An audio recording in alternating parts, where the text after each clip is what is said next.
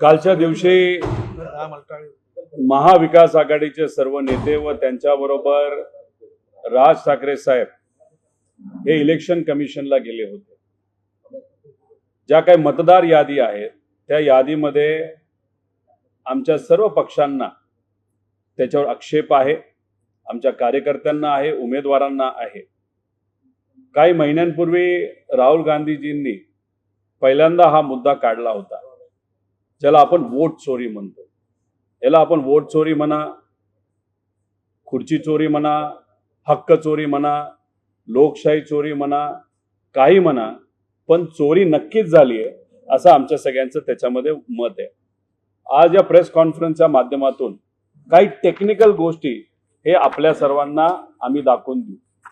याच्यामध्ये आपण जर बघितलं तर लोकसभा 2024 ला जो निकाल लागला तो निकाल हा एनडीएच्या विरोधात लागला।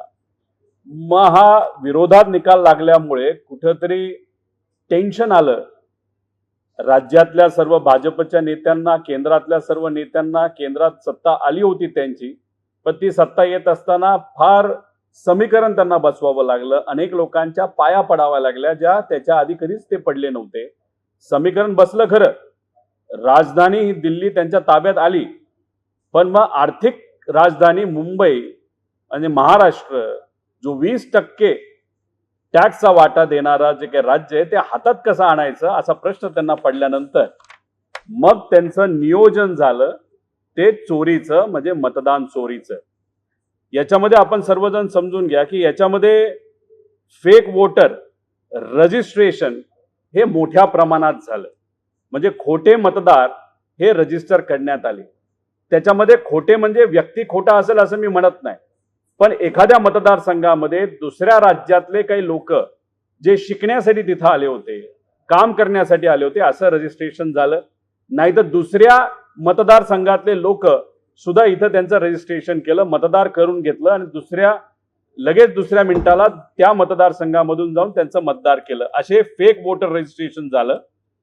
बल्क डिलिशन, जे लोक, जो समाज हा भाजपला कधीच मतदान करत नाही असे मतदार हे मोठ्या प्रमाणात डिलीट करण्यात आले। त्याचे पुरावे मी पुढच्या वेळेस तुम्हाला देऊ, पुढच्या काही प्रेझेंटेशन मध्ये देऊ। त्याच्यानंतर दुबार मतदार नोंदणी झाली, म्हणजे अशा काही लोकांची दुबार मतदार नोंदणी झाली जे कदाचित सत्तेतल्या लोकांना मतदान हे करू शकतात, म्हणजे एकदा या बूथवर नंतर दुसऱ्या बूथवर जाऊन त्यांनी तिथं मतदान करणं, म्हणजे याच्यावर आक्षेप घेण्यासारखं आहे, अस्पष्ट आहे।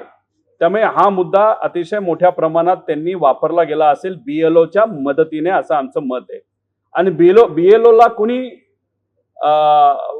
कुणी बीएलओ कडनं काम करून घेतलं तर काही सत्तेतल्या कार्यकर्त्यांनी, पदाधिकारी आणि तिथं असणारे स्थानिक अधिकारी। आता मतदान चोरी कशी केली जाते?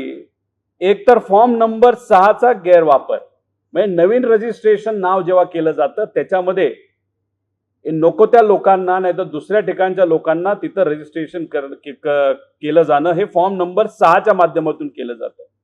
फॉर्म नंबर 6A चा गैरवापर म्हणजे डिलिशन, हा फॉर्म कशासाठी वापरला जातो? डिलिशनसाठी, त्याचा गैरवापर केला गेला। विरोधातली मतदार मयत दाखवणे, म्हणजे याच्यामध्ये असे काही गोष्टी आढळून आलेल्या आहेत की हा व्यक्ती मतदान हा भाजपला कधीच करणार नाही, तर सत्तेतल्या लोकांना करणार नाही, म्हणून त्याचं तिथं मयत दाखवण्यात आलं। असे काही प्रकार हे आपल्या सर्वांना बघायला मिळाले। आणि मयत मतदाराच्या नावावर मतदान, त्याचा एक पुरावा मी तुम्हाला देतो की ज्याच्यामध्ये एखादा मयत व्यक्ती आहे आणि त्याच्या नावावर मतदान झालं। आता लांब कुठं कशाला जायचं, मी माझ्या मतदारसंघापासून याची सुरुवात करतो। आता याच्यामध्ये बोलताना फक्त एकच सांगतो, महाराष्ट्रातील मतदान हे कसं वाढलं बघा। लोकसभा 2019 ते लोकसभा 2024 5 वर्षाच्या कालावधीत एकूण झालेली मतदारांची वाढ किती होती? 32 लाख। प्रति वर्षाला किती वाढले? 6.5 लाख वाढले। प्रत्येक महिन्याला महाराष्ट्रामध्ये किती मतदार वाढले? 54,000 वाढले।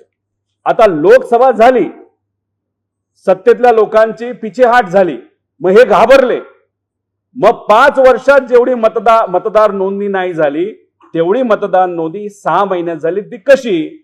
लोकसभेनंतर 2024 ते विधानसभा 2024 6 महिन्यांमध्ये एकूण झालेली वाढ ही 48 लाख झाली.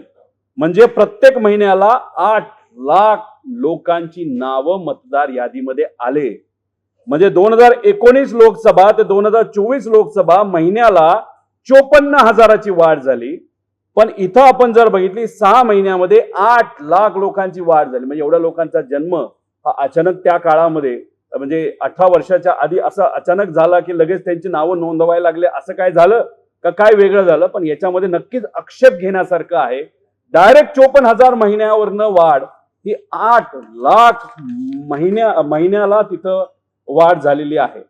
आता महाराष्ट्रातील मतदान वाढलेले मतदारसंघ कुठले? एक मी तुम्हाला इथं यादी दाखवतो, म्हणजे थोडक्यात दाखवतो. ती यादी ना शेवटी दाखवतो, ठीक आहे, काय हरकत नाही. आता मी माझ्या मतदारसंघाचं तुम्हाला सांगतो.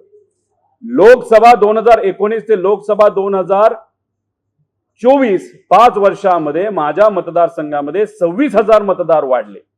प्रति वर्षाला 5,229, प्रति महिन्याला 435. विधानसभा 2019 ते लोकसभा 2024 18,490 मतदार वाढले. 4,100 प्रत्येक वर्षाला, म्हणजे 341 महिन्याला वाढले. लोकसभा 2024 ते विधानसभा 2024 हे जास्त महत्वाचं आहे. 6 महिने 14,116 मतदार वाढले, म्हणजे महिन्याला 1,173. पण महत्वाचं असं आहे, अशी यादी ज्याच्यावर आम्ही आक्षेप घेतो 31 ऑगस्ट ते 1 ऑक्टोबर 2024 ला, म्हणजे एका महिन्यात या यादीवर आम्हाला आक्षेप घेता येत नाही. ही यादी ऑटोमॅटिकली ही लोड झाली, त्याचा विरोध सुद्धा आम्हाला करता येत नाही, आक्षेप सुद्धा करता येत नाही. एका महिन्यात त्यांनी किती मतदार वाढवले? माझ्या मतदारसंघामध्ये 4,891 मतदार हे एका महिन्यामध्ये शेवटच्या यादीमध्ये वाढवले. त्याच्यामध्ये आम्हाला अधिकार सुद्धा नाही तिथं आक्षेप घेण्याचा. दुर्दैव आहे. लोकशाही मेली का काय? ते इलेक्शन कमिशन लोकशाहीला मारतं का काय असा प्रश्न हे बघितल्यानंतर आम्हा सगळ्यांना तिथं वाटतं.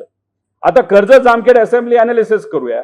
ॲडिशनल आफ्टर लोकसभा, म्हणजे लोकसभा 2024 नंतर 14,292 मतदार वाढले. आता याच्यातून डिलीट किती झाले लोकसभेनंतर? म्हणजे कदाचित आम्हाला मतदान करणारे ही लोक असू शकतात, काही मयत सुद्धा त्याच्यामध्ये असू शकतात. किती कमी झाले? 6 महिन्यामध्ये 5,360 मतं कमी झाली. म्हणजे दिसताना काय दिसतं? 14,292 वाढले, 5,360 कमी झाले. प्लस मायनस करून 9,000 वाढले असं फक्त दिसतं. कदाचित तो आकडा कमी दिसतो, तसं नाही. वाढले 14,000, कमी झाले 5,300. आणि या कमी झाल्यामध्ये काही आमचे सुद्धा मतदार मोठ्या प्रमाणात त्याच्यामध्ये होते असं आमचं मत आहे. आणि दुबार वोटर्स म्हणजे डुप्लिकेट याच्यावर आक्षेप घेण्यासारखे 14,162. अजून एकदा त्यांना मतदान करण्याचा हक्क आहे, 2दा आहे, 3दा आहे, असे डबल ट्रिपल नावं आलेले किती आहेत? 14,162. हे वेगळे, वाढलेले वेगळे, मायनस झालेले वेगळे, आणि त्याच्यात हे दुबार असणारे वेगळे. हे तुम्ही सगळ्यांनी समजून घेतलं. आता हे कसं करतात? काल कदाचित टेक्निकली काही लोकांनी सांगितलं नाही, हे टेक्निकली तुम्हाला सर्वांना सांगतो. फॉर्म नंबर 6चा गैरवापर, म्हणजे नवीन यादी मतदारांची कशी ऍड केली जाते, तर त्याला सगळ्यात महत्वाचं काय लागतं? पुरावा लागतो, फोटो लागतो, राहण्याचा पुरावा लागतो. मग सगळ्यात सोपं काय? तर आधार कार्डचा वापर केला जातो. आधार कार्डमध्ये काय लागतं? पासपोर्ट साईज फोटो कुठेही मिळू शकतो, मोबाईल नंबर लागतो, कोणाचाही टाकता येतो, कुणी तिथं चेक करत नाही. पण आधार कार्ड हे सगळ्यात मोठ्या प्रमाणात दुर्दैवाने दुबार मतदार नोंदणी, त्याच्याबरोबर दुबार मतदानासाठी खोटे मतदार बाहेरून आणून इथं खोटे मतदार ऍड करण्यासाठी सगळ्यात मोठा वापर कशाचा झाला असेल तर तो आहे आधार कार्डचा.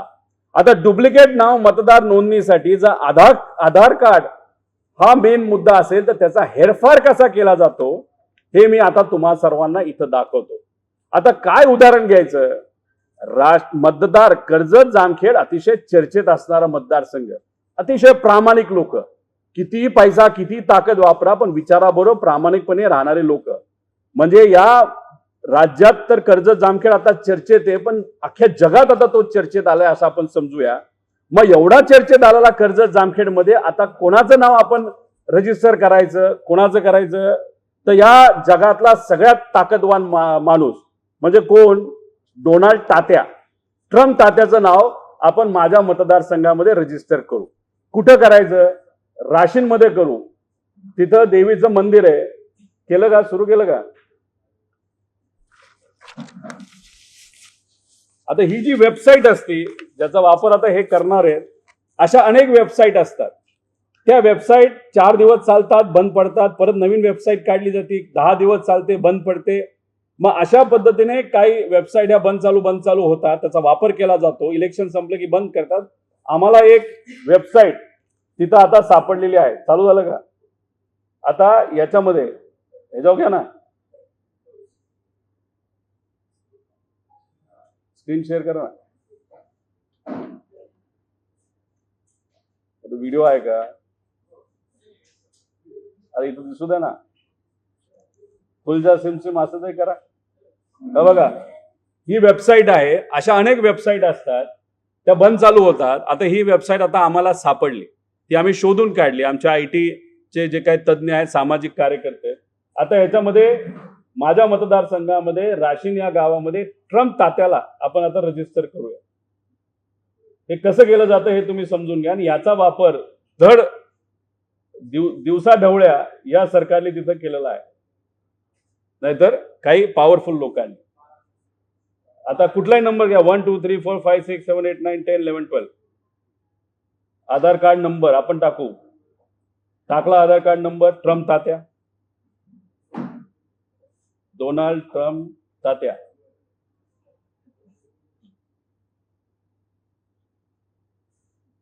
ठीक आहे. वडिलांचं नाव मला माहित नाही, जे करू. जे हाऊस नंबर माझ्या मतदारसंघात 0 हाऊस नंबरवर अनेक लोक रजिस्टर आहेत. 0 करा, नाही तर 7 करा. चला, नॉट 7. चला, काय हरकत नाही. गल्ली कुठलीही घ्या. गल्ली काय म्हणायची? हा, पांढरं, सॉरी, व्हाईट हाऊस नाही वापरायचा, पांढरा बंगला. पांढरा बंगला, राशीन. गोंधळलेली गल्ली, महाराष्ट्र, सिटी कर्जत. पिनकोड टाका कुठला, उद्या वरचा आलाय तो, कुठलाही घेता येतो, पण टाका कुठला. खाली डेट ऑफ बर्थ काही टाका. आता कोणाला हा एक 200 वर्षापूर्वीचं दाखवा बरोबर. हा, 1825 ब्रिटिश आले होते का तेव्हा? माहिती. जेंडर तुम्ही आता मी नाही ते सांगणार, तर तुम्ही बघा. बरं ठीक आहे, ते करा. नाही ना, बरोबर आहे, फिमेल आहे. पुढे काही उदाहरण दाखवतो तुम्हाला, मेल फिमेल.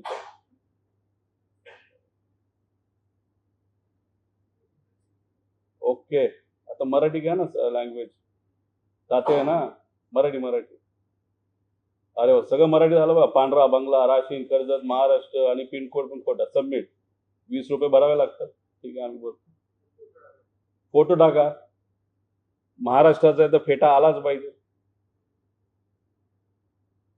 हा, चला, फेटा. Okay, submit.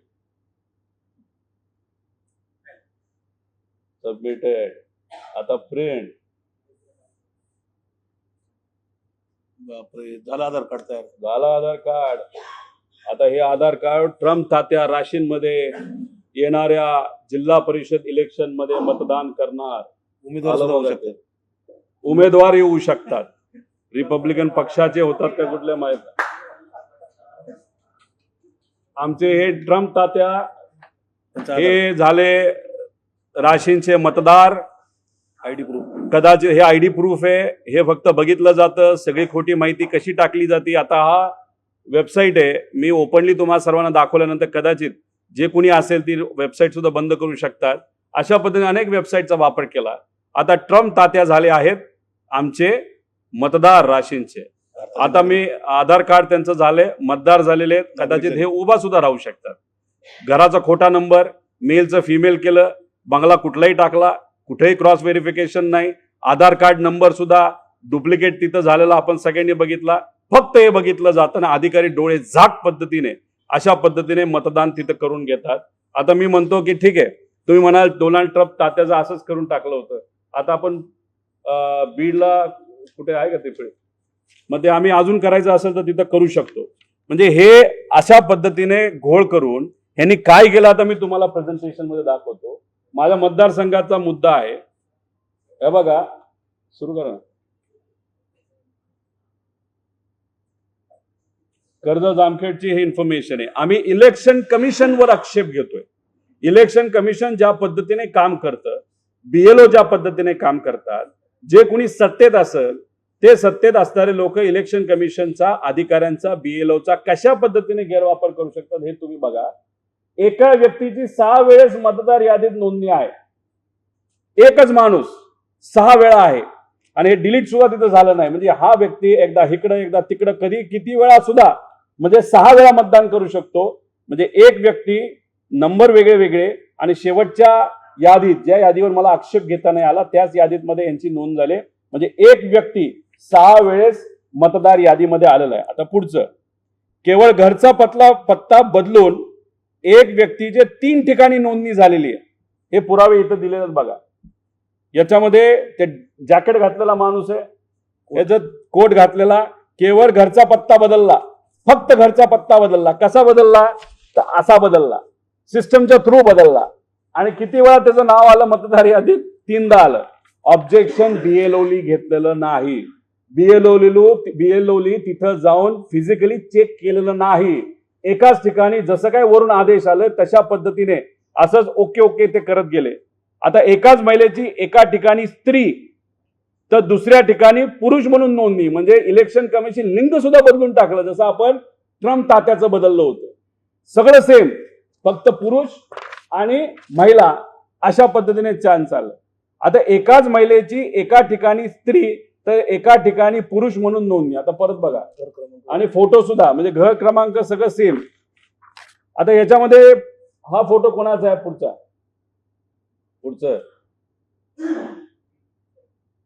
पुढची स्लाइड. आता हा मुलगा का मुलगी आहे? ही मुलगी आहे, आपला मुलगा आहे. आता ह्याचं वय काय असावं? 18च्या खाली, पण ठीक आहे, त्यांनी फोटो वापरला. आता नाव पुरुषाचे, फोटो पुरुषाचा, लिंग मात्र महिलेचा, अशा पद्धतीने बीएलओ तिथं चुका केलेल्या आहेत. आता हे पुढचा बघायचा. हा फोटो जर बघितला तर हा फोटो आहे एका मुलाचा, पण याचं वय किती काढलं? 57 वर्ष आहे. जन्म कधी झालाय तर 1970 मध्ये झालाय. तेव्हा सहजपणे ग्रामीण भागामध्ये कलर्ड फोटो नव्हते.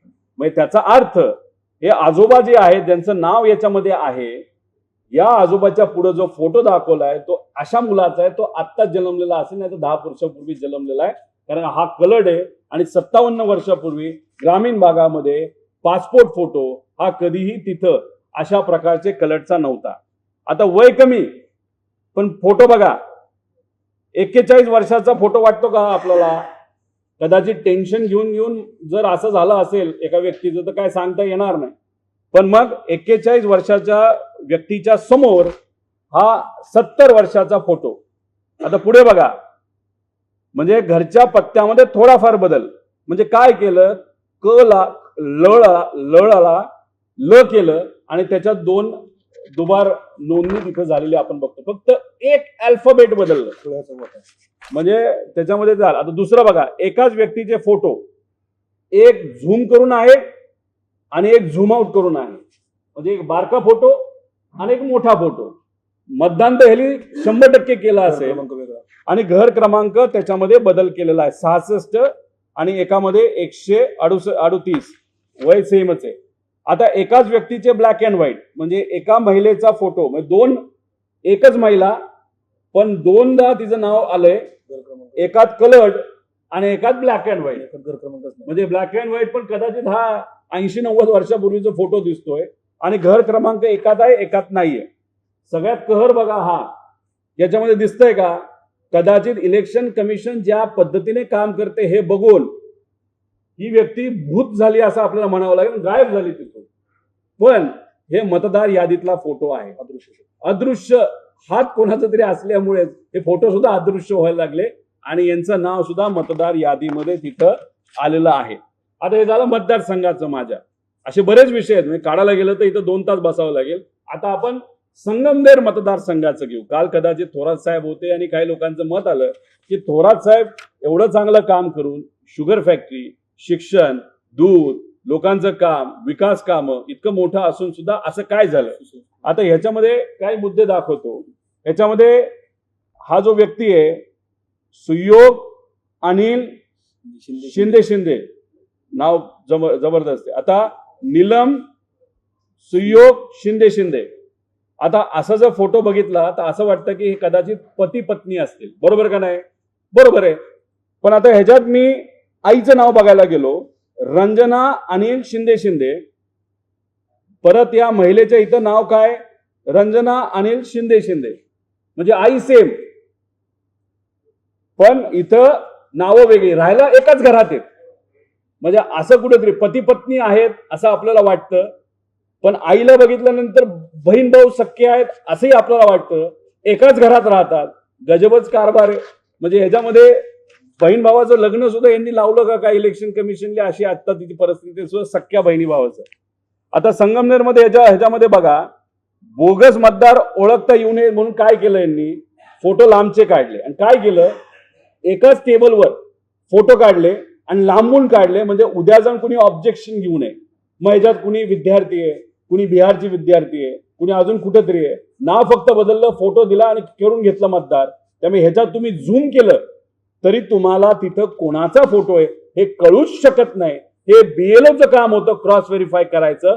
इलेक्शन कमिशनच्या यंत्रणेचं काम होतं की अशा गोष्टी घडू नये. दुर्दैवाने या संगमनेरमध्ये घडल्यानं, फक्त संगमनेरमध्ये घडल्यात असं नाही, त्या प्रत्येक मतदारसंघामध्ये तिथं घडलेल्या आहेत. आता बल्क डिलिशनचं जे मी म्हणत होतो, सर सकट डिलीट करून टाकले. हे बघा, हे कोणतं, ह्याच्यामध्ये काही जे नाव आहे ज्याच्यात डिलीट नाही लिहिलं त्याच्यामध्ये ते डिलीट नाही झाले आणि डिलीटेड आहेत. आता हे जर तुम्ही बघितलं एका पेजवर ही मतदार यादी, कदाचित हे लोक थोरात साहेबांना मतदान करणारच नव्हते म्हणून एकाच पेजवर सरसकट डिलीट त्यांनी करून दाखवलेलं आहे. मध्ये आधी 2-3 सोडले तर, म्हणजे कुठे ना कुठेतरी याच्यामध्ये एक विचार दिला गेला सत्तेतल्या लोकांतून आणि अशा पद्धतीने त्यांनी तिथं केलं. बल्क डिलिशनचं पुढचंही एक्झाम्पल तुम्हाला इथं मी दाखवलेलं आहे. ठराविक सोडले तर सरसकट डिलीटेड म्हणून त्यांनी यादी दाखवलं. कुठल्या यादीत? शेवटच्या यादीमध्ये. का त्या शेवटच्या यादीमध्ये त्यांनी केलं? कारण त्याच्यावर आम्हाला आक्षेप घेता येत नाही. डायरेक्ट मतदानाला ही लोक येतात, नाही तर येत नाहीत, आणि आले तर डिलीटेड नाव असल्यामुळे त्यांना मतदान करून देत नाहीत. आता धुळे ग्रामीणचं मी तुम्हाला काही उदाहरण ह्याच्यामध्ये दाखवतो. धुळे ग्राम पुढं. आता एकाच घरावर 2 जुळे भाऊ, म्हणजे वर खाली बघा जुळे भाऊ आहेत. पण आमचं असं मत आहे की हा फोटो बघा आणि या हिरोचा फोटो बघा, 1 वर्ष अलीकडचा फोटो असेल नाही तर पलीकडचा असेल, म्हणजे एकाच ऍड्रेसवर किती लोकांचं नाव रजिस्टर्ड आहे? 4 लोकांचं. फोटो तेच, त्याचेच फोटो, म्हणजे 4 जुळे भाऊ, नाव तेच, घर तेच, आणि मतदार यादीमध्ये त्यांचं नाव शाबूद आहे. आश्चर्य आहे. वय वेगळं दाखवले, फोटो सुद्धा वेगळे वापरलेत, पण चेहरा बघितला तर एकच आहे. त्याच्यानंतर एकाच महिलेला वेगवेगळ्या नावाने तिथं रजिस्टर केलं गेलं आहे. म्हणजे हे मी तुम्हाला सगळं उदाहरण दिलेलं आहे. माझ्या मतदारसंघामध्ये एक व्यक्ती असा आहे जो मयत दाखवलाय, तो जिवंत आहे, आणि त्याला जेव्हा आम्ही विचारलं की मतदान केलं का, तो म्हणतो हो आम्ही मतदान केलेलं आहे. हे उदाहरणं तुम्हाला सर्वांना दाखवले. बरेच उदाहरण आहेत. खोलात गेला तर खूप काही तुम्हाला त्याच्यामध्ये सापडू शकतं. अजून एक इथं लातूरचं, उदगीरचं वेबसाईटवर आत्ता आहे. याच्यामध्ये हे वेबसाईटवर नाव आहे, त्याच्यामध्ये नाव सेम आहे, गंगाराम शिंदे. पण किती वेळा रजिस्टर्ड येतो तर त्याचा फक्त वोटर आयडी बदललाय, बाकी तो 4 वेळा आता इलेक्शन कमिशनच्या वेबसाईटवर आहे. हे आत्ता सापडलेला मुद्दा. त्यानंतर बालाजी कांबळे म्हणून आहे, ह्याचं 2 वेळा नाव आहे. आता इथं आमचे पवार म्हणून आले आहेत पदाधिकारी. हे आहे पिंपरी चिंचवड विधानसभा मतदारसंघ. यांनी एवढा अभ्यास केलाय, फिजिकली अभ्यास केलाय. आता ह्याच्यामध्ये काय त्यांचं मत आलंय, आक्षेप काय, 54,660 नावं ही लोकसभेनंतर वाढली, बरोबर ना पवार? याच्यामध्ये शिरूर विधानसभा मतदारसंघाची किती नावं आहेत? 10,230. वडगाव शहरीतली किती आहेत? 11,064. खडकवासल्यामधून किती रजिस्टर आहेत? 12,330. पर्वती मतदारसंघातले किती? 8,238. हडपसर मतदारसंघाचे किती? 12,798. 54,000 नावं वाढवली आहेत. मग हे आमचे कार्यकर्ते तिथे गेले माणसं शोधायला, एक सुद्धा माणूस तिथं सापडेना. जसं अशोक बापू पवारांनी सांगितलं, बसली लोक ही तिथं आणली, बसली तिथं आणल्यानंतर मतदान करून घेतलं आणि परत त्यांना बसली घेऊन पाठवलं. म्हणजे पैसे देऊन लोकांना मतदानाला आणलं, मतदान करून घेतलं आणि परत त्यांच्या मतदारसंघामध्ये पाठवलं. म्हणजे इथं तुम्हाला पिंपरीचं उदाहरण मी दाखवलं, ज्याच्यामध्ये 54,000चा घोळ झालेला आहे, विथ पुरावा सकट आम्ही तिथं दिलेला आहे. आता ह्याच्यात खोलात जायचं झालं तर याच्यात आमचं असं मत आहे की याच्यामध्ये एक मेथोडॉलॉजी डिझाईन केली गेली. आता ती कुणी डिझाईन केली असं आमचं मत आहे. दिव्यांग दिवे नावाच्या एका व्यक्तीने तिथं केलेली आहे. देवांग दवे ही व्यक्ती कोण आहे तर भाजपचे पदाधिकारी आहेत. मग यांनी काय केलं तर यांनी एक मेथोडॉलॉजीचा वापर केला. किती लोकांना काढायचं, कोणाला काढायचं, कोणाला घालायचं, टोटल कोऑर्डिनेशन कसं करायचं, काय करायचं. इलेक्शन कमिशन ही स्वायत्त संस्था आहे. या स्वायत्त संस्थेचं इंटरनेट नाही तर त्यांची वेबसाईट हे हँडल करण्याची जबाबदारी कोणाला इलेक्शन कमिशन दिली तर ही दवे नावाच्या या व्यक्तीला तिथं दिलेली आहे. इलेक्शन कमिशनच्या वेबसाईटवर काय काय माहिती असते, सगळी माहिती असते. आणि मग ही माहिती जर दवेला तिथं वेबसाईट वापरण्यासाठी दिला असेल, दवे हा जर भाजपचा पदाधिकारी असेल तर आमच्या आधी दवेकडे सगळी माहिती होती.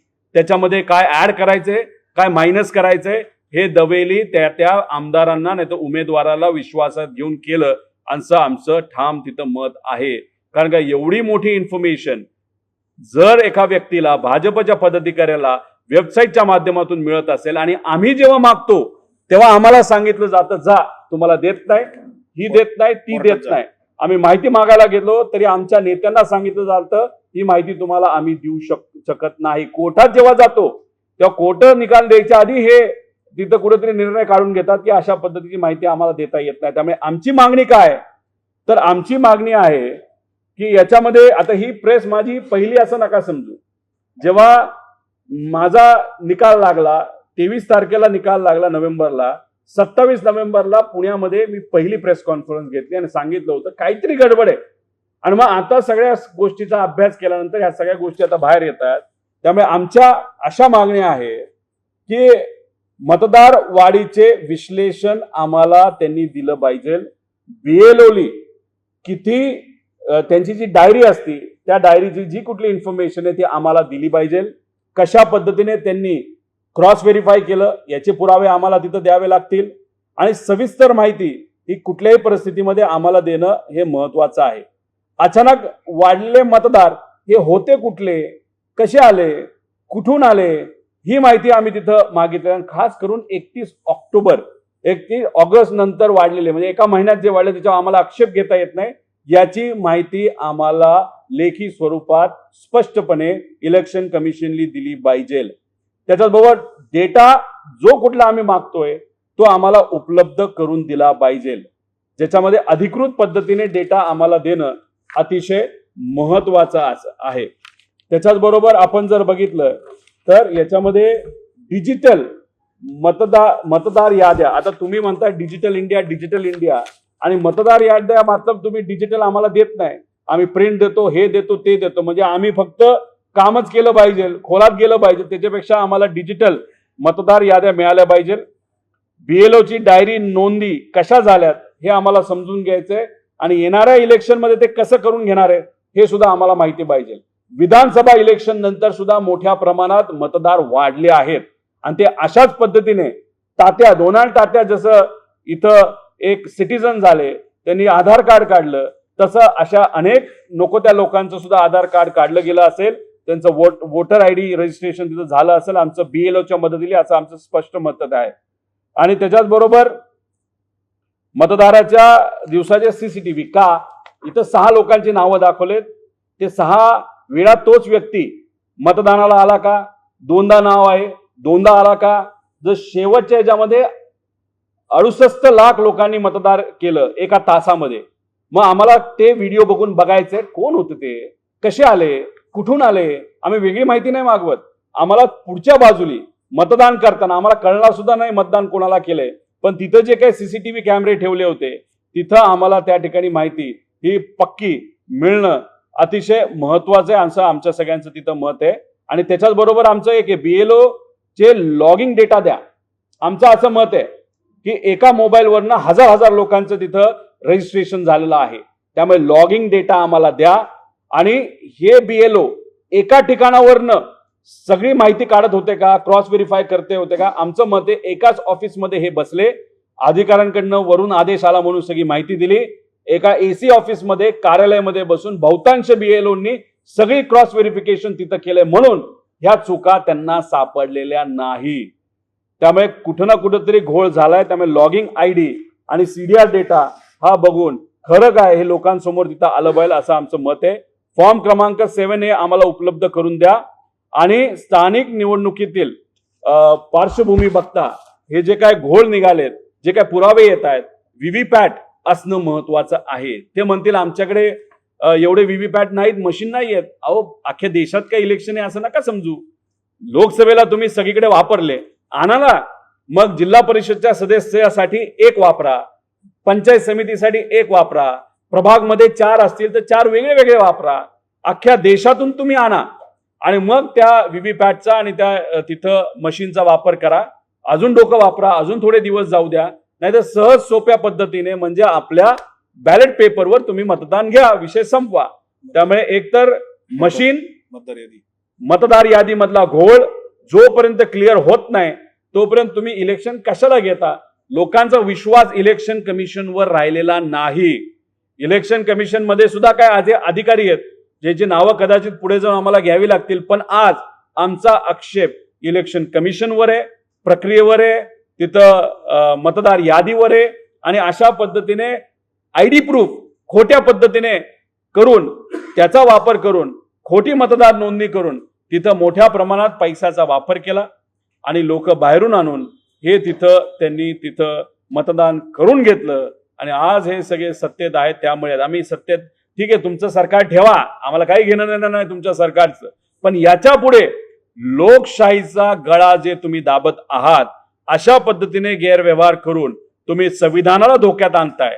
तुम्ही तिथं उद्या जाऊन कदाचित लोकसभेचं इलेक्शन जेव्हा येईल, तुम्ही 400 पेक्षा जास्त तुमचे खासदार निवडून आणाल आणि जे तुमचं स्वप्न होतं संविधान बदलायचं, आरक्षण सर्व समाजाचं काढून टाकायचं, हे तुम्ही येत्या काळामध्ये करू शकतात अशी आम्हाला भीती आहे.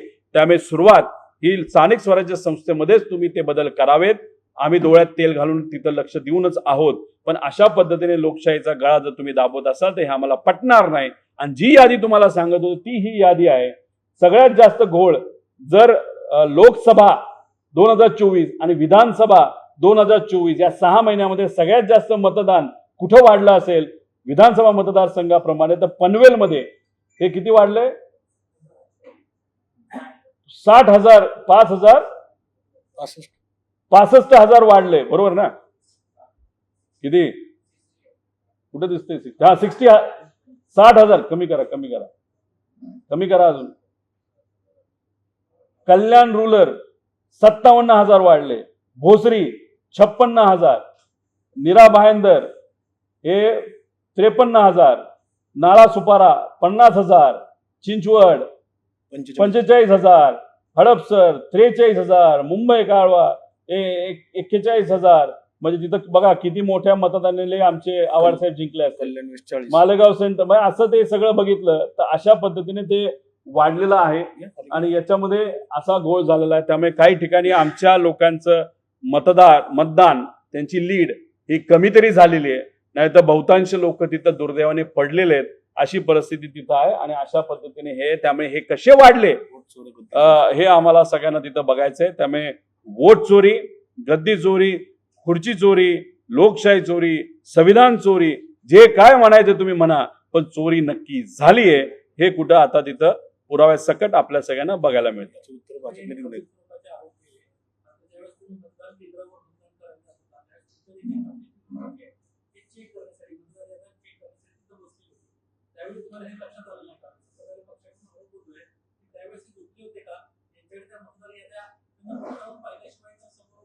शेवटच्या दिवसापर्यंत नोंदणी चालू होती.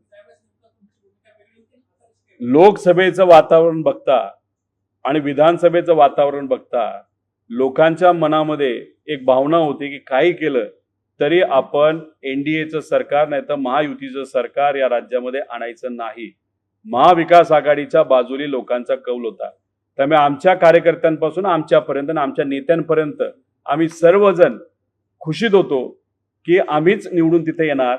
एक दोन लोक अतिरिक्त करतात अशा कंप्लेंट त्यावेळेस तिथं आल्या होत्या, पण वातावरण असं होतं की मतदान चालू होतं की करून घ्या आपणच येतोय अशा वातावरणात आम्ही असल्यामुळे या सगळ्या छोट्या छोट्या गोष्टींकडे कुठंतरी आमचं दुर्लक्ष नक्की तिथं झालं असावं. आणि त्यानंतर आम्ही जेव्हा खोलात जायला लागलो तेव्हा खऱ्या अर्थाने चुका त्या कुठंतरी आम्हाला कळतात.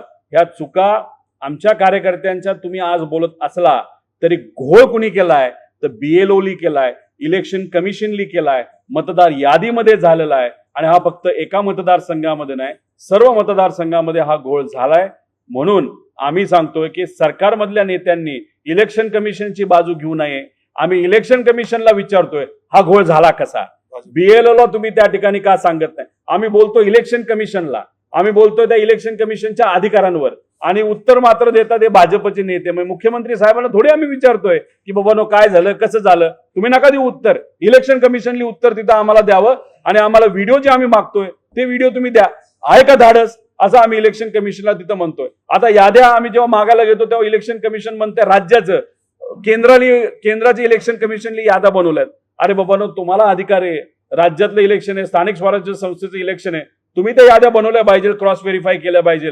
तुम्ही कशाला ढकलताय केंद्र इलेक्शन कमिशनवर. सगळा घोळ आहे, सगळा असा कारभार आहे की लोकशाही याच्यामध्ये संपून जाईल अशी भीती आम्हा सगळ्यांना त्या ठिकाणी वाटते.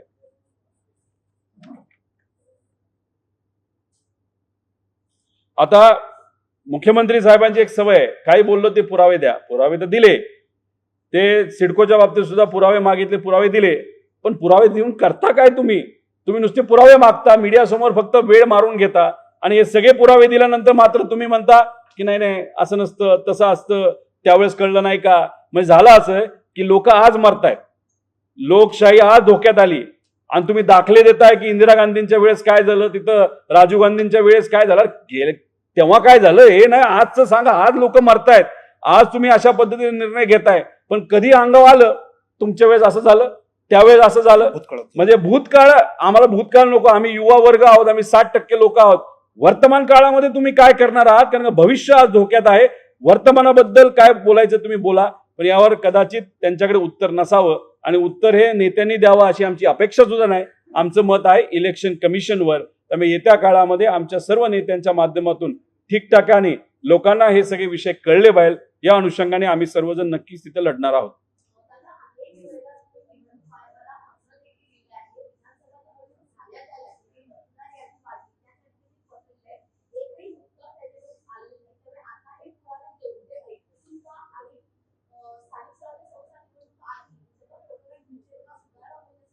लोकसभा झाल्या म्हणजे विधानसभेच्या आधी सुद्धा आम्ही एक पत्र दिलं होतं. ते पत्राचा पुरावा जयंत पाटील साहेबांनी मीडिया समोर तिथं आणलेला आहे. आम्ही स्पेसिफिकली सांगितलं होतं की फार चुकीच्या पद्धतीने काय गोष्टी होत आहेत तिथं. मतदान म्हणजे काय तर कॉलेजेसमध्ये आपण जर बघितलं तर कॉलेजेसमध्ये शिकण्यासाठी मुलं कुठून आली आहेत, बिहार, UP, दिल्ली वगैरे, आणि अचानक त्या बूथवर ही सगळी मुलं दिसायला लागले मराठी मुलं म्हणून.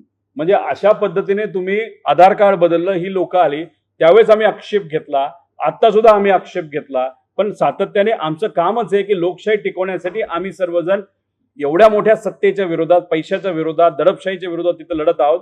आता सुद्धा आम्ही तोच प्रयत्न करतोय की लोकांना सांगतोय की बघा लोकशाही आज धोक्यात आहे, संविधान धोक्यात आहे आणि आज संविधान धोक्यात असेल तर उद्या जाऊन सर्व आरक्षण सुद्धा धोक्यात येतील. कारण भाजपला काय करायचंय, सत्तेतल्या लोकांना काय करायचं, संविधान बदलायचं, आरक्षण पूर्णपणे तिथं काढून टाकायचंय आणि पूर्णपणे एकदा या देशामध्ये मनुवाद कसा येईल याचा प्रामाणिक प्रयत्न सत्तेतले लोक तिथं करत आहेत. आणि दुर्दैव असं इलेक्शन कमिशन ही स्वायत्त संस्था, त्याचा वापर केला जातो. ईडी स्वायत्त संस्था, त्यांचा वापर केला जातो. सीबीआय स्वायत्त संस्था, त्यांचा वापर केला जातो. आरबीआयचा वापर दुर्दैवाने त्या ठिकाणी सरकारला उगाच तिथं पैसे देण्यासाठी तिथं केला जातो. म्हणजे स्वायत्त संस्था या देशामध्ये राहिलीच नाही. म्हणजे कुठेतरी उद्या जाऊन संविधान सुद्धा राहणार नाही अशी भीती आम्हा सगळ्यांना तिथं वाटते.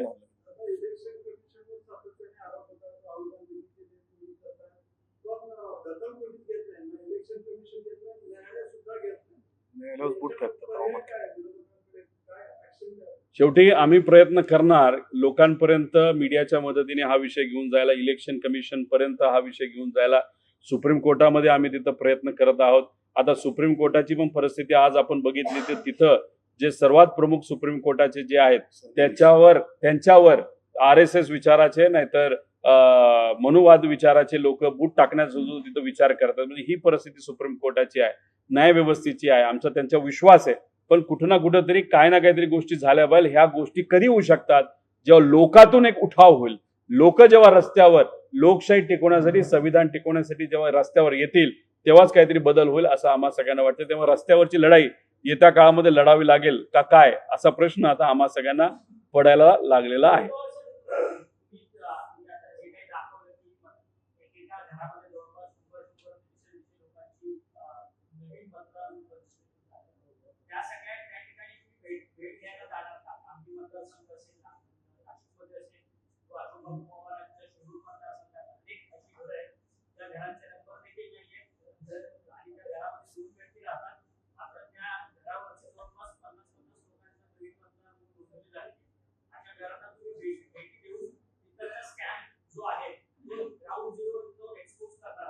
नाही, असं घर बघितलं पाहिजे ना, ज्या घरामध्ये सर्व धर्माचे, विविध जातीचे, विविध एज ग्रुपचे, वेगळ्या वेगळ्या भागातले एकाच घरात राहणारे लोक हे अशोक बापूंच्या पवार यांच्या मतदारसंघामध्ये आहेत. त्यामुळे दिवाळी साजरी करण्यासाठी या सर्व जे काही 180 लोक आहेत त्यांना थोडे पेढे बिडे वाटण्यासाठी, दिवाळी भेट देण्यासाठी 100% अशा काही घरं असतील तिथं आम्ही जाऊ आणि आमचे जे काही पदाधिकारी असतील त्या भागामध्ये ज्यांना कोणाला काय माहिती असेल त्या घरी जाऊन दिवाळी भेट नक्कीच देतील असं मला वाटतं.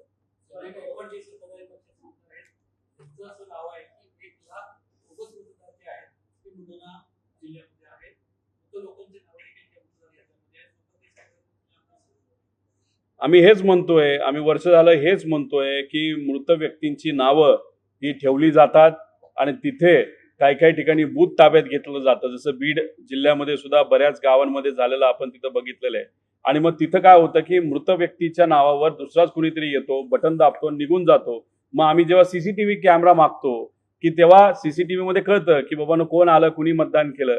मग ते कळू नये म्हणून राज्य सरकारच्या काही नेत्यांनी केंद्र सरकारच्या लोकांना सांगितल्यानंतर इलेक्शन कमिशनला आदेश आला आणि त्यांनी सांगितलं की आम्ही तुम्हाला CCTV देऊ शकत नाही. याच्यासाठीच आम्ही CCTV मागतो की हे खोट्या गोष्टी तिथं कळल्या पाहिजे. आता गायकवाड जे तिथं सत्ताधारी आमदार आहेत ते जर म्हणत असतील की बुलढाण्यामध्ये 1 लाख लोकांची नावं वाढली असेल तर आता घरचंच आहेर सत्तेतल्या लोकांना मिळाला असं आपल्याला म्हणावं लागेल.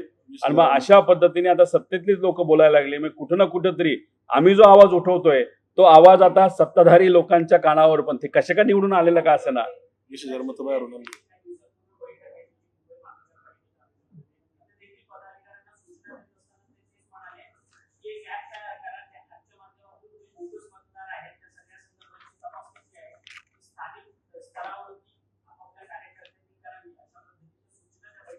एकनाथ शिंदे साहेबांकडे पद आहे, एकनाथ शिंदे साहेबांकडे सत्ता आहे, एकनाथ शिंदे साहेबांकडे पैसा आहे असं आम्हाला कळतं.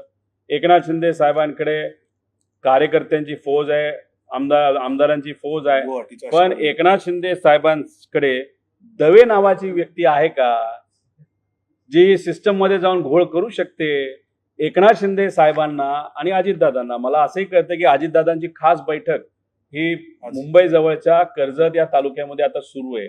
अजितदादांना सुद्धा आता भीती वाटायला लागलेली आहे की ज्या पद्धतीने महाविकास आघाडीचा पत्ता वोट चोरीच्या माध्यमातून सत्तेतल्या लोकांनी कट केला, तसा आता येणाऱ्या मुंबई महानगरपालिका, ठाणे, कोल्हापूर, नागपूर, नाशिक असे जे काही मोठ्या महानगरपालिका जिल्हा परिषदच्या आहेत, तिथं वोट चोरीचा वापर हा आमच्या विरोधात तर केलाच जाईल, पण आमच्या बरोबर हा एकनाथ शिंदे साहेबांच्या विरोधात सुद्धा केला जाणार आहे, अजितदादांच्या विरोधात सुद्धा केला जाणार आहे. म्हणून सत्ताधारी आमदार एकनाथ शिंदे साहेबांच्या पक्षाचे गायकवाड बुलढाण्याच्या बाबतीत ते बोलतायत आणि एकनाथ शिंदे साहेबांनी तिथं सॉफ्टवेअर आता वापर करण्याचा विचार करत आहेत की चोरी शोधली पाहिजे. म्हणजे भाजपवर ज्या पद्धतीने आम्ही आता बोलतोय तसं उद्या जाऊन एकनाथ शिंदे साहेब आणि अजितदादा सुद्धा बोलतील, अशी परिस्थिती पुढच्या काही महिन्यांमध्ये 100% येऊ शकते. त्यामुळे कोण चोरी करते तर भाजपचे काही पदाधिकारी चोरी करत असावेत अशी शंका आम्हाला आहे आणि ती शंका याच्यासाठी वाढत चाललेली आहे. आम्ही बोलतो इलेक्शन कमिशनवर, उत्तर मात्र भाजप तिथं देते. त्यामुळे तिथंच कुठंतरी काहीतरी गोम आहे, नाहीतर अडचण आहे असं आमचं मत आहे.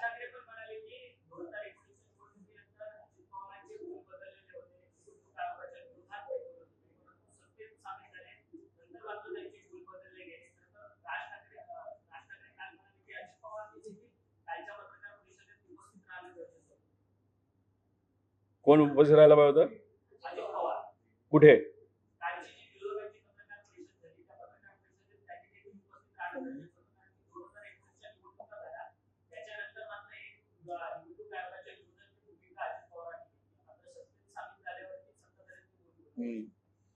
हे कधीपर्यंत बोलतील? स्थानिक स्वराज्य संस्थेपर्यंत बोलतील. जेव्हा स्थानिक स्वराज्य संस्थेमध्ये त्यांना कळेल इलेक्शन कमिशनचा वापर करून अजितदादांच्या पक्षाचा काटा काढला, एकनाथ शिंदे साहेबांच्या पक्षाचा काटा काढला, त्यानंतर म्हणजे स्थानिक स्वराज्याचे इलेक्शन झाल्यानंतर मात्र एकनाथ शिंदे साहेब सुद्धा आमचे आणि अजितदादा सुद्धा हे तिथं इलेक्शन कमिशनला आमच्या बरोबर, आता राज ठाकरे साहेब आलेत, उद्या हे दोघं सुद्धा तिथं आपल्याला दिसतील लोकसभा आणि विधानसभा इलेक्शनच्या आधी, असं आपल्याला म्हणावं लागेल.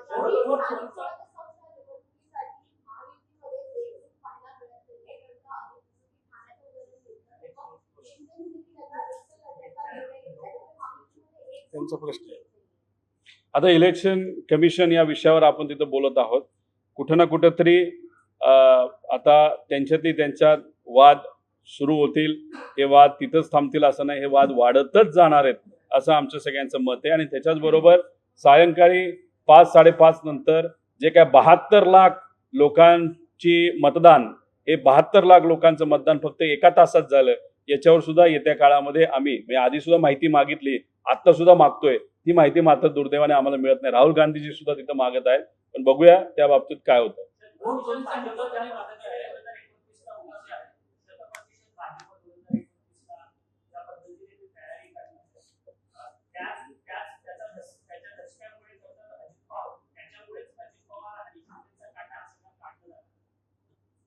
हे बघा, अजितदादांचे अनेक आमदार भाजपच्या संपर्कात आहेत.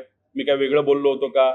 अहिल्यानगर शहराचा जर आमदार बघितला तर आता ज्या पद्धतीने ते भाष्य करतायत, दादांनी झापून सुद्धा, पत्र देऊन सुद्धा, नोटीस काढून सुद्धा त्यांचं चालूच जे काय प्रकरण, आम्हाला असं करते पुढच्या महिन्यामध्ये 10 मोठ्या सभा घेतल्या जाणार आहेत.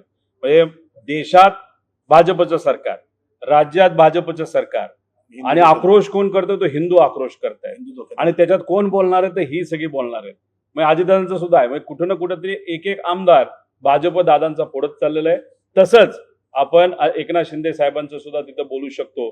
त्यामुळे बघता बघता त्यांचे 20, 25, 30 आमदार कसे त्यांच्या हातातून सुटून जातील हे कळणार नाही. आणि काही नेते एकनाथ शिंदे साहेबांच्या पक्षामध्ये सुद्धा आहेत जे आता भाजपशी संपर्कात राहून हे सगळे आमदार फोडतायत. आणि अजितदादांच्या पक्षामध्ये सुद्धा जे कोकणातले मोठे नेते आहेत, तटकरे साहेब, ज्यांनी आता पक्ष ताब्यात घेतलाच आहे असं आपलं समजावं लागेल, त्यांच्या माध्यमातून काही आमदार असं बघता बघता 2029 लोकसभेच्या आधी बरेच आमदार हे भाजप बरोबर गेले असतील. पण लोकच इतकी कंटाळलेले असतील, उड्या मारणाऱ्या लोकांना हे आपण कुठेतरी झू मध्येच बघूया अशी भूमिका लोक घेतील आणि सामान्य लोकांना मात्र निवडून देऊया अशी भूमिका लोक घेतील असा विश्वास आम्हाला सगळ्यांना वाटतो.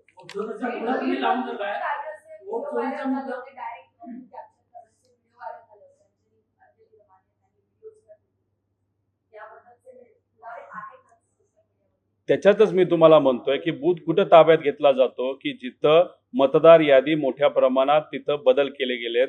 मयत व्यक्तीच्या म्हणजे जो व्यक्ती नाहीच आहे, जिवंत नाहीच आहे, त्याच्यावर दुसरं कोणीतरी व्यक्ती येऊन मतदान तिथं करत असतात, नाहीतर दुसऱ्याच नावावर तिसरं येऊन मतदान तिथं केलं जातं. म्हणूनच आम्ही म्हणतोय की अशाच बऱ्याच ठिकाणी तिथं केलं गेलंय आणि म्हणूनच व्हिडिओ जे आम्ही मागतोय ते पुरावे आहेत.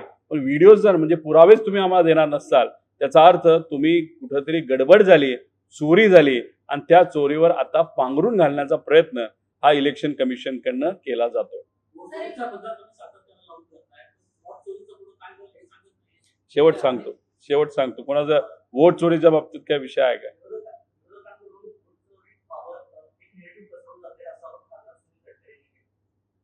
कोण म्हणलं? आता सुनील तटकरेंबद्दल मी बोललो. आता आम्ही इलेक्शन कमिशन बद्दल बोललो की देवेंद्र फडणवीस साहेब बोलत होते. मग आम्ही सारखं म्हणायला लागलो देवेंद्र फडणवीस साहेबच का बोलतायत? तर आता त्यांची जागा कदाचित देवेंद्र फडणवीस साहेबांचा फोन तटकरे साहेबांना गेला असावा. आता मी बोलत नाही, तू बोल, आणि ते बोलायला लागले असतील असं आपल्याला म्हणावं लागेल.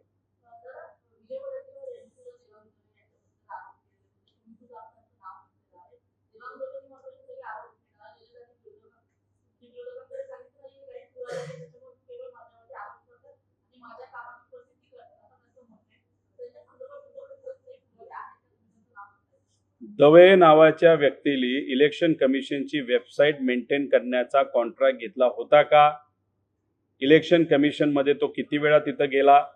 इलेक्शन कमिशनच्या वेबसाईटच्या माध्यमातून आपल्याला कुठली कुठली माहिती मिळते, कशी मिळते, हे सगळी लोकांना तिथं माहिती आहे. आता तुम्ही ज्या मशीन खोलत आहात, बसवत आहात, काय बसले, काय निघालंय, कुठला स्क्रू टाकलाय, कुठं काय टाकलंय, हे तुम्हाला कळणारच आहे. आणि मग त्या माहितीचा वापर हे तुम्ही तुमच्या जवळच्या पक्षाला करणारच आहात. तुम्ही कुठल्या पक्षातले आहेत? तुम्ही भाजपचे पदाधिकारी आहात. तुम्ही थोडी आम्हाला मदत करणार आहात की आमच्या पक्षाला, म्हणजे भाजपच्या विरोधातल्या पक्षाला तुम्ही मदत नाही करणार. मग तुम्ही कॉन्ट्रॅक्ट पण घेतलं, तुमची लोक त्या वेबसाईटवर काम करत होती, सगळी माहिती तुमच्याकडे होती. आम्ही मागतोय आम्हाला माहिती काय दिली जात नाही? तुमच्याकडे रेडीमेड वेबसाईटच्या मदतीने माहिती तिथं होतीच. आणि तुम्ही कुठल्या पक्षाचे आहात? तुम्ही भाजपचे आहात. सरळ दवेंचा तिथं लिंक ही भाजपला लागते, इलेक्शन कमिशनला लागते. म्हणून मध्ये जे काय घोळ झालाय तो सगळा त्यांच्या कंपनीच्या मदतीने केला असावं असं आमचं सगळं मत आहे. ओके.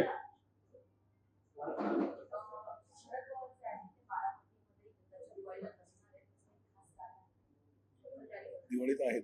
नाही, दिवाळीत ते तिथं असतील, पण मोठ्या प्रमाणात पाडव्याच्या दिवशी पवार साहेब जे लोकांना भेटत असायचे ते मात्र यंदा कदाचित ते होणार नाही. त्याचं मुख्य कारण त्यांचे धाकटे बंधू प्रताप पवार साहेब यांच्या पत्नी या नुकत्याच दुर्दैव त्यांचं तिथं निधन झालं आणि कुटुंबामध्ये एक वेगळं वातावरण, दुःखाचं वातावरण असल्यामुळे तो निर्णय पवार साहेबांनी आणि कुटुंबाला तिथं घेतला आहे.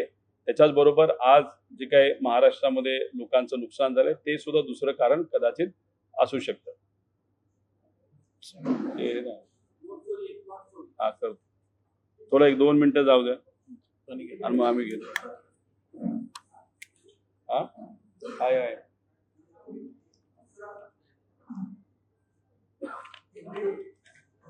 थांबा ना,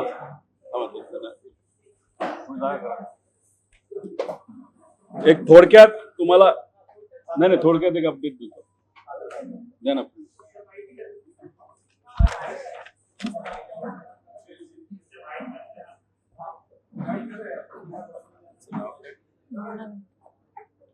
नाही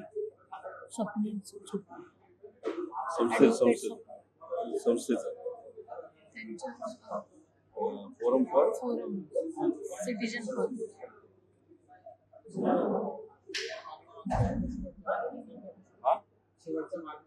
हो. आता थोडक्यामध्ये आपल्या सर्वांना एक फार महत्वपूर्ण माहिती ही मला इथं द्यायची आहे. माझ्या बरोबर वकील स्वप्नील सर इथं आहेत, ज्यांचं सिटीजनसाठी म्हणजे नागरिकांसाठी काम करणारं एक फोरम आहे. त्या फोरमचे ते पदाधिकारी आहेत. भावनाताई इथं आहेत, ज्या आमच्या पक्षाच्या पदाधिकारी आहेत. आमले भाऊ जे आमचे आता नवी मुंबईचे अध्यक्ष झाले ते सुद्धा इथं आहेत. विषय आपल्या सर्वांना कुठला सांगायचा होता तर सिडकोच्या माध्यमातून राज्य सरकारमध्ये असणाऱ्या एका नेत्याच्या सांगण्यावर सिडकोमध्ये बसलेले जे चेअरमन ज्यांचं नाव मंत्री शिरसाट आहे यांनी जो घोळ केला होता 5,000 कोटीचा, तो असे सामाजिक कार्यकर्ते, आमचे पदाधिकारी आणि आम्ही सगळ्यांनी मिळून तो उघडकीस आणला. त्यासाठी आम्ही पाठपुरावा केला, 3 पत्रकार परिषदा घेतल्या, सिडकोवर मोर्चा काढला. सुप्रीम कोर्टामध्ये काही सामाजिक कार्यकर्ते हे या विषयाच्या साठी लोकांच्या बाजूली, भूमिपुत्रांच्या बाजूली कोर्टात गेले, सुप्रीम कोर्टात गेले. भावनाताई ह्या लोक आयुक्तामध्ये न्याय मागण्यासाठी आता तिथं गेलेल्या आहेत. झालंय असं की जे काही मुद्दे आम्ही मांडत होतो ते सुप्रीम कोर्टाला पटलेले आहेत आणि सुप्रीम कोर्टामध्ये जी सुनावणी काही दिवसांपूर्वी झाली, ती सुनावणी झाल्यानंतर सुप्रीम कोर्टाने राज्य सरकारला फटकारलेलं आहे की तुम्ही या विषयाच्या बाबतीत जे कोणी लोक जबाबदार आहेत त्यांच्यावर तुम्ही कारवाई करता का, ती कारवाई आम्ही करू. सुप्रीम कोर्टाने कोणाकोणाला नोटिसेस काढलेल्या आहेत, तिथं यूडी विभाग, त्याच्याच बरोबर फॉरेस्ट विभाग, तिथे असणारे सेक्रेटरी, जे आपले चीफ सेक्रेटरी आहेत त्यांना सुद्धा त्यांनी पत्र लिहिलेलं आहे, नोटीस काढलेली आहे. सिडकोला सुद्धा त्यांनी नोटीस काढलेली आहे की तुम्हाला या बाबतीत लवकरात लवकर ऍक्शन ही घ्यावी लागेल आणि ऍक्शन तुम्ही नाही घेतली तर मग या बाबतीत आम्ही राज्य सरकार, महाराष्ट्र राज्य सरकारला जबाबदार धरू आणि राज्य सरकारवर तिथं कारवाई करू. म्हणजे जे आम्ही बोलत होतो ते पुराव्या सकट बोलत होतो. 12,000 पानांचे पुरावे जे आम्ही दिले, जे आम्हाला मुख्यमंत्री साहेबांनी मागितले होते, ते त्यांच्यापर्यंत पोहोचून सुद्धा मुख्यमंत्री साहेबांनी या बाबतीत कुठेही ऍक्शन घेतली नाही. पण न्याय व्यवस्थेवर आमचा विश्वास असल्यामुळे स्वप्नील वकील साहेब व त्यांचे सर्व सामाजिक कार्यकर्ते, भावनाताई व इतर आमचे सर्व पदाधिकारी व स्थानिक सर्व ग्रामस्थ, ज्याला आपण भूमिपुत्र म्हणतो, यांना सुप्रीम कोर्टाने तुर्तास न्याय दिलेला आहे असं आपल्याला म्हणावं लागेल. 3 नोव्हेंबरला अजून एक सुनावणी होईल आणि जर सरकारने तोपर्यंत कुठंच काही कारवाई केली नाही तर 3 नोव्हेंबरला सरकारवर एक मोठी कारवाई सुप्रीम कोर्टाच्या माध्यमातून होईल असं आम्हा सगळ्यांना तिथं वाटतं. आता भावनाताई ज्या लोकायुक्तामध्ये गेल्या होत्या, लोकायुक्तांनी सुद्धा नोटिसेस काढलेल्या आहेत. पण त्या नोटिसेस काढत असताना जे कोणी त्या पदावर आज आहे त्या पदाला नोटिसेस काढलेल्या आहेत.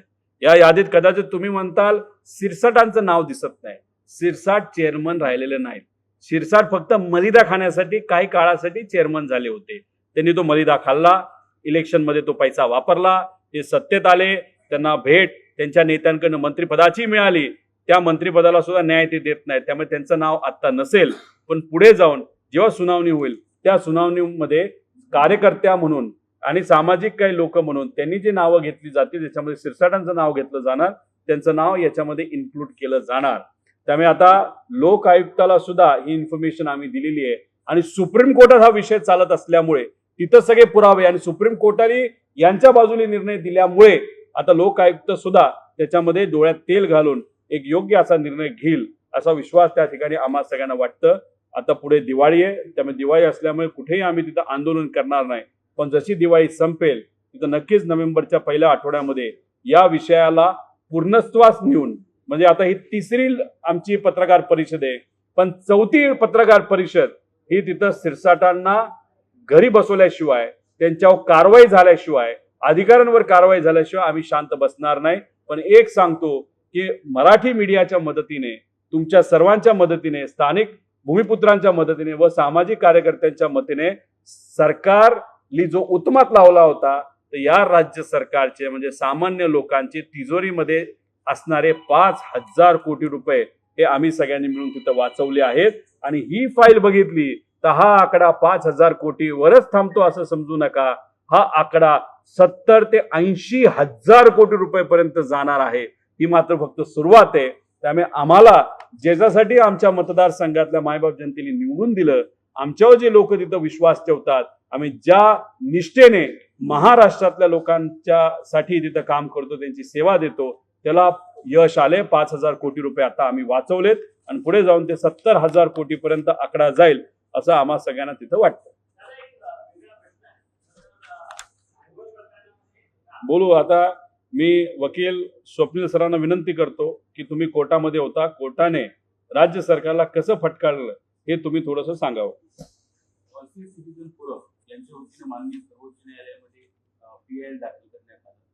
त्यामागचं कारण म्हणजे नगर विकास विभाग, महसूल विभाग आणि फॉरेस्ट विभाग आणि सिडको या चारही विभागाकडनं 2015ला SLP दाखल करण्यात आली. तुम्ही ते मध्ये कॉन्सियस सिटीजन फोरम या आमच्या संस्थेकडनं सुप्रीम कोर्टमध्ये PIL दाखल करण्यात आलं. त्या PIL दाखल करण्यामागचं कारण म्हणजे नगर विकास विभाग, महसूल विभाग, फॉरेस्ट विभाग आणि सिडको विभाग यांच्यातर्फे 2015ला SLP दाखल करण्यात आलं. ते SLP दाखल करण्यामागचं कारण असं आहे की बिबलकर हे कुटुंब आहे, त्यांना जे जमीन मिळाली होय इनामी जमीन, ते इनामी जमीन संपूर्ण सरकार जमा झालेली आहे. कारण अबोल्युशन ऑफ इनाम ऍक्ट हे 1952 आणि 53 मध्ये आल्याप्रमाणे त्यांच्या शपथपत्राच्या आधारे सुप्रीम कोर्टमध्ये दाखल करून सुप्रीम कोर्टाने त्याचं संज्ञान घेऊन स्टे दिलेलं होतं 2015 मध्ये.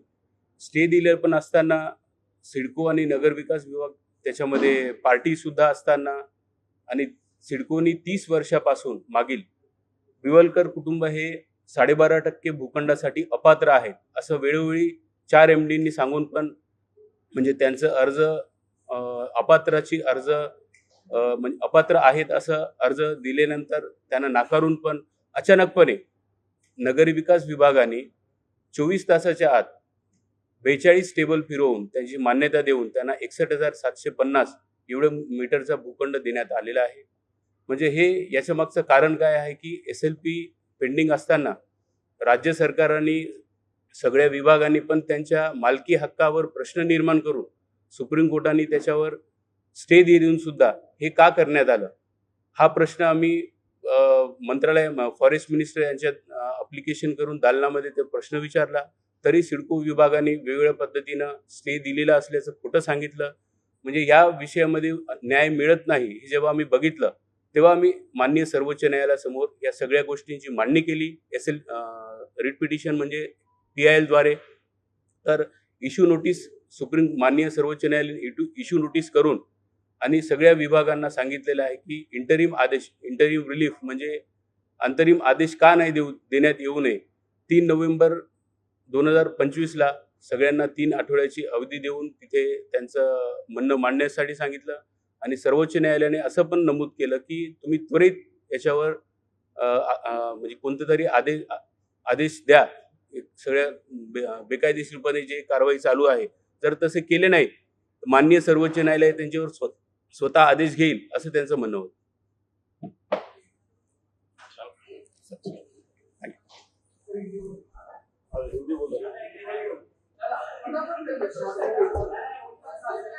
देखो, अभी मैंने एक प्रेजेंटेशन किया था. कल हमारे जो सब पक्ष के नेता थे, राष्ट्रवादी शरद चंद्र पवार पक्ष, कांग्रेस पक्ष, उसी के साथ उद्धव ठाकरे साहब उनका पक्ष और राज ठाकरे साहब ये जो मनसे के नेता है वो खुद वहां पे थे और वहां पे इलेक्शन कमीशन के साथ उनकी चर्चा हुई थी.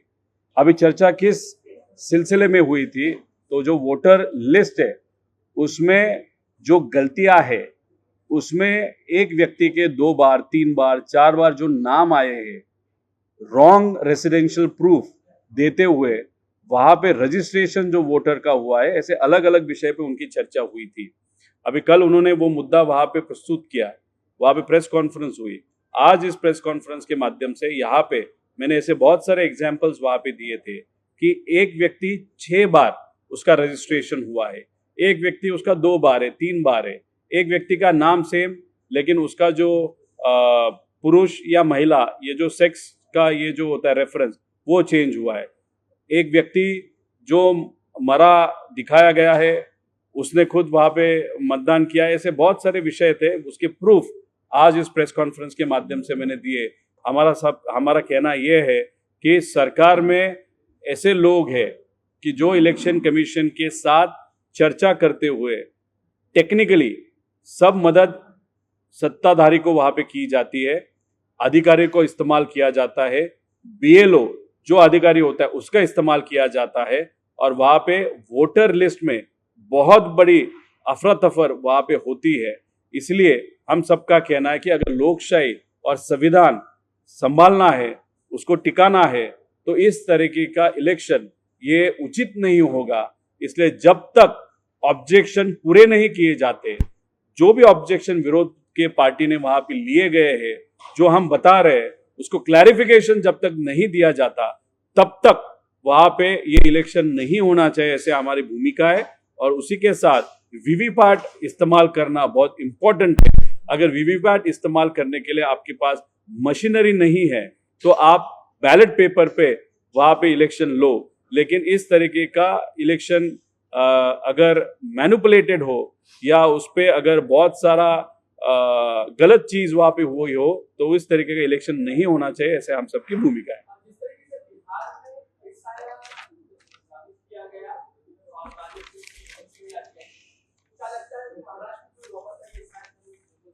देखो, महाराष्ट्र में अभी ये जो स्थानिक स्वराज्य संस्था है या लोकल बॉडी इलेक्शन है, वहां पे तो वोटर लिस्ट में बदल करते हुए, वहां पे वोट की चोरी करते हुए कैसे तो भी ये इलेक्शन वो आगे लेके जाएंगे। अभी ये जो हम बता रहे, ये अभी एकनाथ शिंदे जी जो अभी सत्ता में, उनके पक्ष को भी अभी डर लगने लगा है।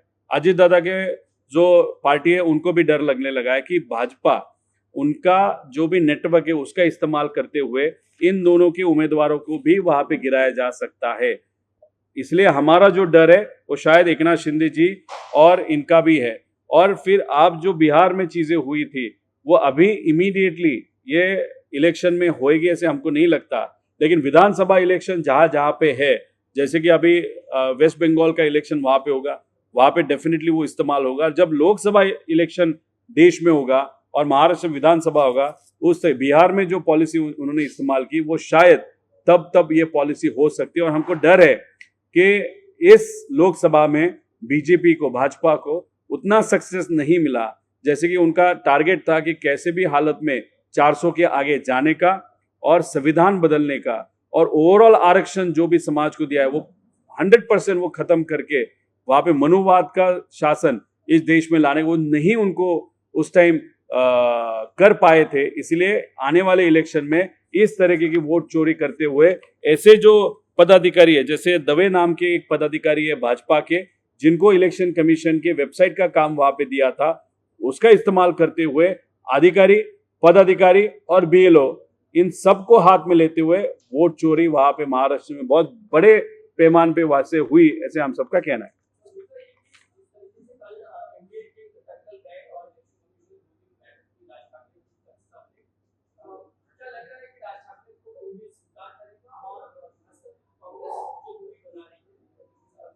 देखो, अभी कल कॉमन मिनिमम प्रोग्राम हमारा था कि अभी इलेक्शन कमीशन जिस तरीके से काम कर रहा है वो लोकशाही के लिए बहुत घातक है। इसलिए जो पक्ष सत्ता में जो लोग हैं वो भी इनवाइटेड थे, या वो भी आते तो भी अच्छा होता। अभी वहां पे मन से ये पक्ष वहां पे आया था, वो अभी ऑब्जेक्शन लेना चालू कर दिया, अच्छी चीज है। आगे जाके जिस तरीके से महाविकास आघाड़ी फॉर्म हुई थी, तब कॉमन मिनिमम प्रोग्राम बनाया था, जिस तरीके से बात करना है, कौन सा विषय आगे लेके जाना है, किस तरीके के मुद्दे वहां पे आगे लेके जाना है, या महाराष्ट्र का विकास किस तरीके से, उसके कॉमन मिनिमम प्रोग्राम बनाया था। आगे जाके अगर हम ये जो पक्ष है, हमारे जो नेता है वो डिसाइड करेंगे तो कॉमन मिनिमम प्रोग्राम बनाया जाएगा, और उसमें अगर मन से वो कॉमन मिनिमम प्रोग्राम महाराष्ट्र के हित में, लोगों के हित में वो स्वीकारे, और वो अगर किसी और पक्ष को उस चीज में अड़चन नहीं हो, तो कॉमन मिनिमम प्रोग्राम भी मनसे को लेके शायद बनाया जा सकता है। लेकिन ये जो निर्णय है वो हमारे पक्ष के प्रमुख नेता वहां पे लेंगे। आज उस विषय के बारे में चर्चा करना बहुत इमैच्योर होगा, ऐसे मुझे लगता है।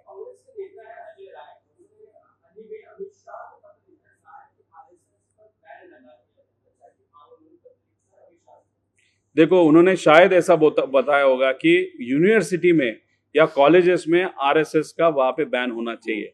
अगर महाराष्ट्र की बात करो तो ये जो यूनिवर्सिटी है, जैसे पूना है, नागपुर है और बहुत सारी यूनिवर्सिटीज है, उस यूनिवर्सिटी में जो प्रमुख पद पे आज जो भी डीन हो या वहाँ के जो प्रमुख है यूनिवर्सिटी के, वो उनको अगर आप देखो तो बहुत सारे लोग ये आरएसएस के लोग हैं। और जिस तरीके से आरएसएस के लोग वहां पे बैठना चालू कर दिए, वहां पे इस यूनिवर्सिटी की एजुकेशनल क्वालिटी ये गिरते गई। अभी हम साइंस के बारे में बात करते हैं, लेकिन ये बात चालू किस बारे में कर रहे हैं कि ये कोई अलग टाइप का जो वैदिक एजुकेशन है उसके बारे में वो बात करना चालू कर दिए। इसलिए एजुकेशन में इस चीजें, दुनिया आर्टिफिशियल इंटेलिजेंस की तरफ जा रही है, लेकिन हम पीछे पीछे जा रहे हैं। अभी जो आईटी में है उनको काम से निकाला जा रहा है क्योंकि नई टेक्नोलॉजी आ रही है, और जो डिग्री लेके बैठ के उनको काम नहीं। लेकिन ये जो यूनिवर्सिटी है, उस यूनिवर्सिटी में एजुकेशन सिस्टम में एक आध व्यक्ति जब अप्रोच होता है, जब नया एडमिशन होता है, तो उसको आरएसएस के पॉम्पलेट वहां पे दिए जाते हैं। इसलिए आरएसएस की जो संस्था है, उसके जो कार्यकर्ता है, वो युवा पीढ़ी को अलग डायरेक्शन पे लेके जा रहे हैं, न कि प्रोग्रेसिव डायरेक्शन को लेके जा रहे हैं। इसलिए जो मांग वहां पे की गई है एजुकेशन सिस्टम में, आरएसएस हो या कोई भी पक्ष हो, कोई भी पॉलिटिकल चीज है, उस यूनिवर्सिटी में या कॉलेज में सिखाई नहीं देनी चाहिए और चर्चा नहीं होनी चाहिए। ऐसी हम सबकी भूमिका है।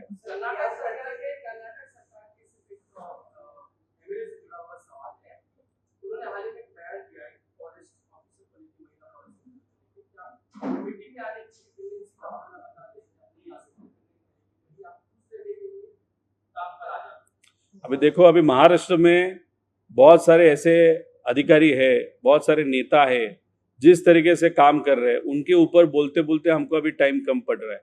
अभी कर्नाटका के एक एमएलए के बारे में हम क्या बोलेंगे? कोई भी व्यक्ति महिलाओं के बारे में अगर गलत बोल रहा है तो वो गलत चीज है, लेकिन कंटेक्स्ट भी देखने की जरूरत है। वो सिचुएशन क्या था, क्या विषय था, कौन से पक्ष के, वो मुझे नहीं मालूम।